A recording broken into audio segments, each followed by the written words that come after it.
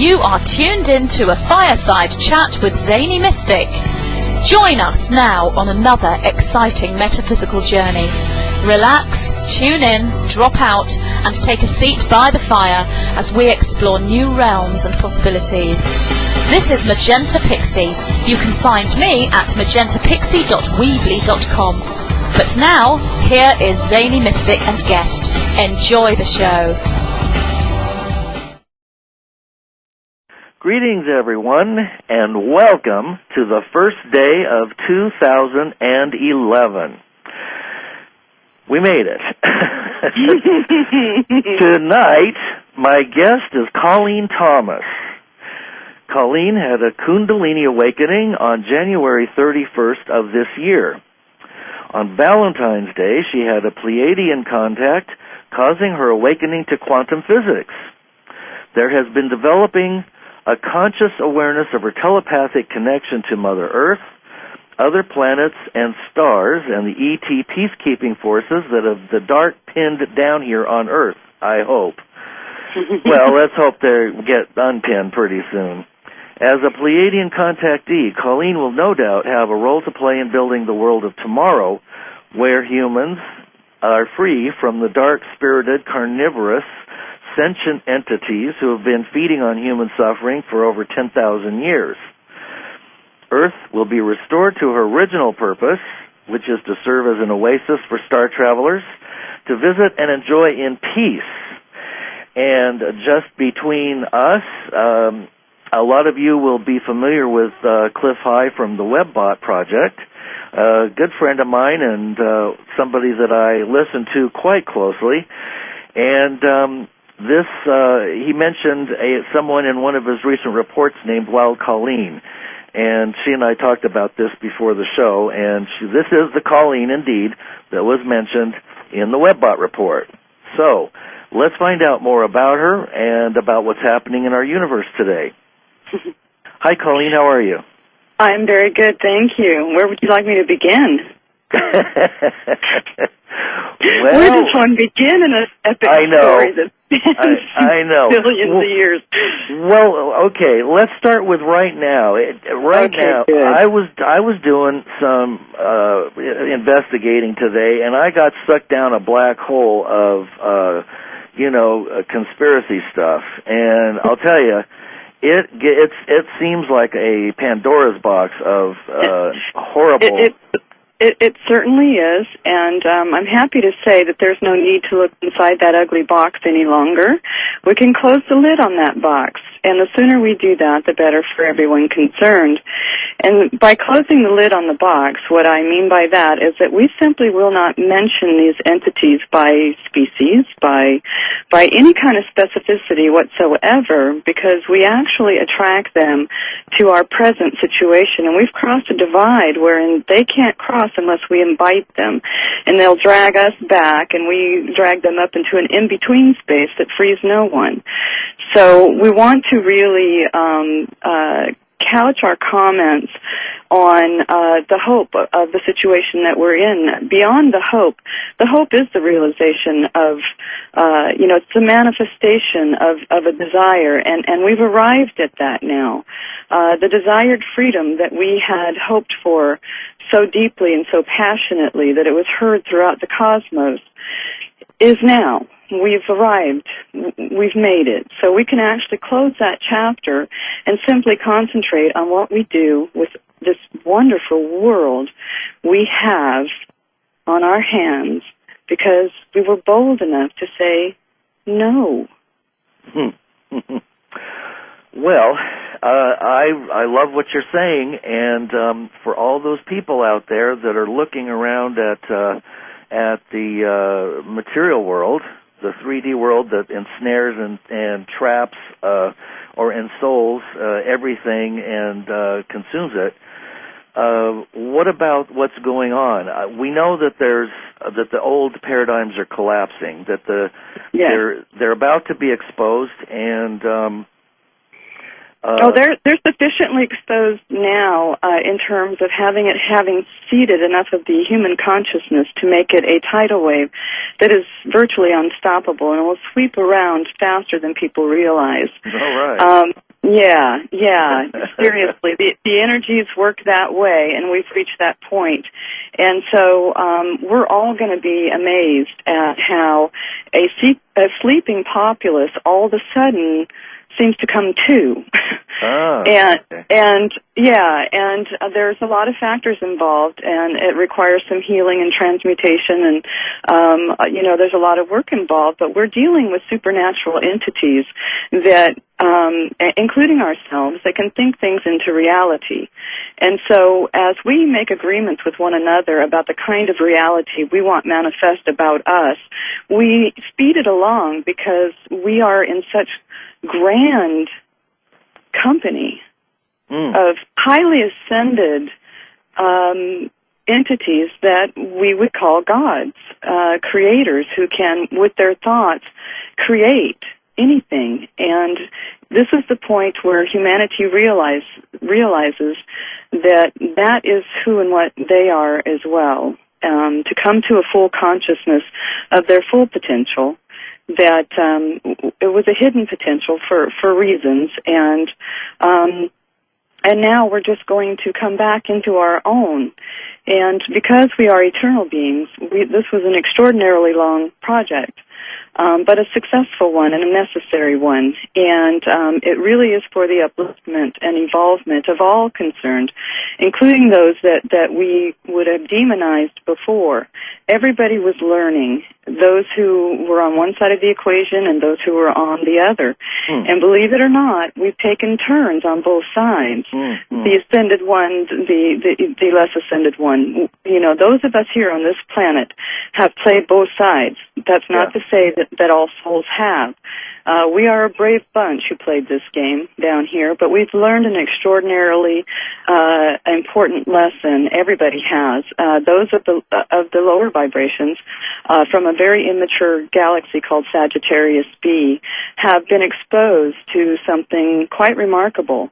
The highest forms of love and cooperation and endurance and patience, long-suffering. The humans have shown a divine capacity to trust, and they were taken advantage of and exploited because their natural nature is to trust, because why would not an angel trust?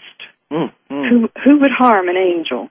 Yeah. So, but if you don't know that's what you are, then you take that abuse and you learn the motivation of your abuser. You learn the cultural dynamic of the species. Even though we all look human to one another, we are not at the soul level. And so everybody played a role, and everybody learned something.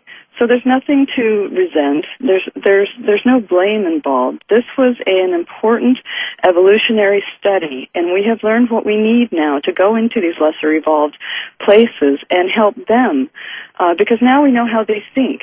Their predation habits, their cunning, and the criminal kind of mind, an animal mind that thinks survival only and has no pity or compassion, or they're sociopathic in their thinking because they only want to survive, and anything is a mark, is prey if it advances their aims.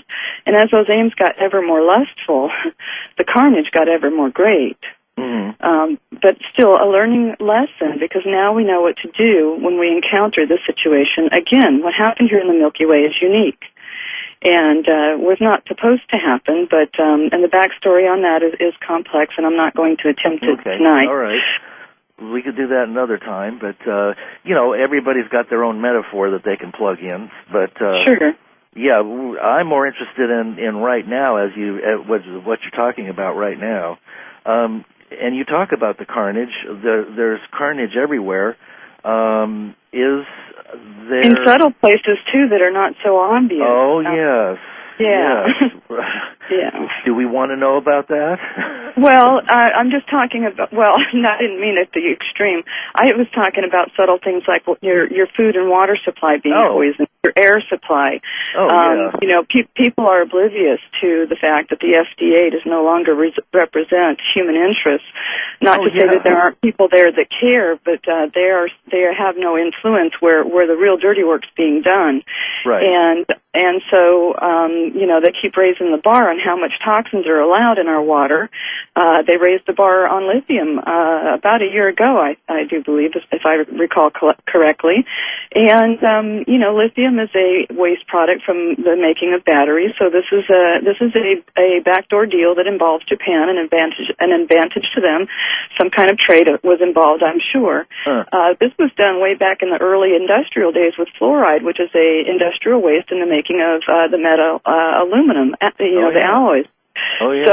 So these industrialists don't care about the humans so badly that they sell their industrial waste to us and buy off government officials and medical professionals and scientists and, you know, send your grant money or send your money here and there and everywhere to bless, you know, just the right people, and you can get anything you want. And these characters did. And so these studies said that fluoride was good for us when, in fact, it shuts down cellular respiration. And those medical professionals out there or biologists, et cetera, know what I'm talking about. If your Krebs cycle doesn't work, your cell is going to die. It can't metabolize anything. And so when you're not metabolizing at the cellular level, you're dying. Yeah. You're being poisoned slowly but surely. Our incidences of cancer, arthritis, you know, the deleterious effects to bones, teeth, etc. These things are actually being done to us with malice and forethought. And the guilty parties are known, and the dirt is going to come out. Julian Assange is key in getting that dirt out there. But as our star families get, you know, more and more direct in their contact with us, they have the ability to take an entire courtroom, the accused and everybody, back in time, if needs be, so that everybody can see this transpire in real time. And of course, the parties in the past won't know that these higher vibrational entities are in the room, just like they can be in the room with you right now. And you don't know it, you can't see them, they're there nonetheless, and so it'll be just like that. And so anybody guilty of these kinds of crimes are going to know that they will be faced with that kind of humiliation if they don't cut a deal and just confess right up front and save everybody the time and peptic, you know, upset. And just, you know, confess and, you know, and know that the penalties will be weighed according to the situation on this planet, which was quite unique and quite brutal. And so the human minions cooperated with all of this, who, you know, had modeled for them lustful, you know, aims and things like that. So, you know, there needn't be a lot of fear about this, but there will be accountability. And so the humans really need to, you know, chuck, you know, all kinds of angst, hostility, retaliatory kinds of thoughts, because we're all alike, and we all did this for good and noble reasons, and you know, and like I said, we played both sides of the light and the dark so that we would know how they think. We incarnated in their families, in their nests, et cetera, et cetera, et cetera.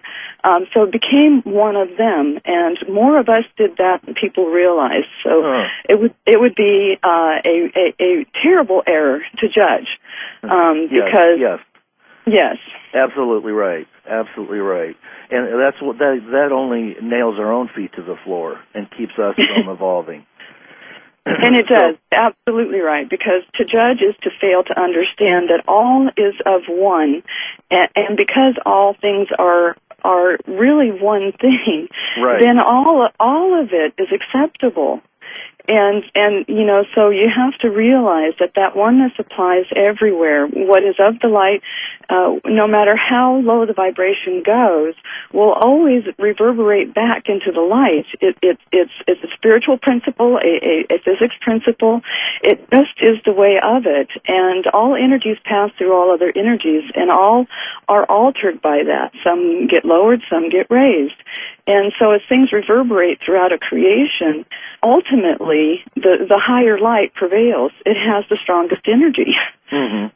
Well, and everything, there's a quantum entanglement, so it's an illusion to think that you can be separate.